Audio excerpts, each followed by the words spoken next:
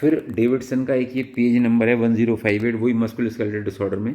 इसने बता रखा है जो आर्टिकुलर कार्टिलेज होती है, जिसमें कार्टिलेज सेल्स होते हैं, कॉन्ड्रोसाइट्स होते हैं, इसमें सिंथेसिस और टर्नओवर होता रहता है कार्टिलेज का। और ये जो मैंने बताया था प्रोटियोग्लाइकन, इसमें सबसे इंपॉर्टेंट जो होता है वो एग्रीगैन होता है।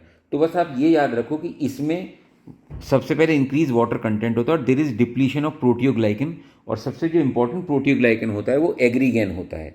बस इसके बारे में इतना याद रखो। दूसरा, जो साइनोवियल फ्लूइड होता है ये इसको चारों तरफ से कवर करके रखता है। ये बेसिकली फ्लूइड होता है बीच में जो इन दोनों आर्टिकुलर कार्टिलेज को सेपरेट करता है।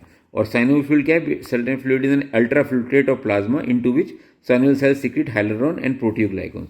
तो साइनोवियल मेम्ब्रेन जो होती है उसमें भी प्रॉब्लम होनी शुरू हो जाती है, रीजनल थिकनिंग हो जाती है उसमें। बस इतना याद रखो इसके बारे में, और कुछ नहीं रखना, ठीक है जी।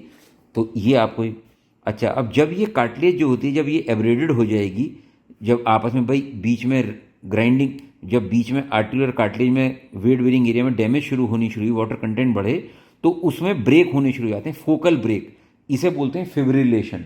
और फिब्रिलेशन का मतलब क्या है? There is fissuring of the cartilage surface. लेकिन ये लोकलाइज होता है, ये नहीं पता लगा कहीं यहाँ पे हो गया, कभी यहाँ पे हो गया, कभी यहाँ पे हो गया, तो इसे बोलते हैं फिब्रिलेशन। तो इसकी वजह से क्या होता है, ये आपस में रब करना शुरू कर देती हैं सरफेस, तो उसकी वजह से बोन एक्सपोज हो जाएगी। जब और रबिंग होगी तो सब chondral bone becomes hard and glossy, तो ये जो सब कॉन्ड्रल बोन थी इसकी स्क्लोरोसिस हो जाएगी।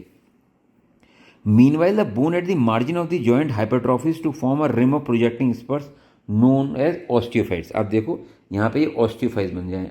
A similar mechanism results in formation of subchondral cyst and sclerosis. तो ये subchondral sclerosis और cyst भी बन जाते हैं। The loose flakes of cartilage inside synovial inflammation. अब ये जो loose flakes थे, इन्होंने ये जो synovial fluid था बीच में, इसमें इन्फ्लेमेशन शुरू कर दी, और जो कैप्सूल था उसकी थिकनिंग शुरू कर दी, जिसकी वजह से डिफॉर्मिटी और स्टिफनेस हो गई जॉइंट के अंदर।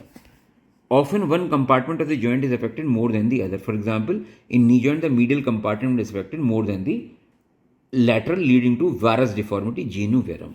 एक ये चार्ट आप देख सकते हो कि typical characteristics of pain and clinical science of osteoarthritis. इसको करने की जरूरत नहीं, इसी से काम चल जाएगा। जैसे प्रेजेंटेशन पेन की एज मोर देन 45 ईयर्स, यूजी 60 का होगा, और इंसीडियस ऑनसेट होगा पेन का, वेरिएबल और इंटरमिटेंट होगा, गुड डेज भी मिलेंगे, बैड डेज भी मिलेंगे, mainly related to movement and weight bearing, related by rest, only brief morning stiffness and brief gelling after rest. बाद में जब काम करेगा तो ठीक हो जाएगा। यूजली वन और फ्यू जॉइंट्स पेन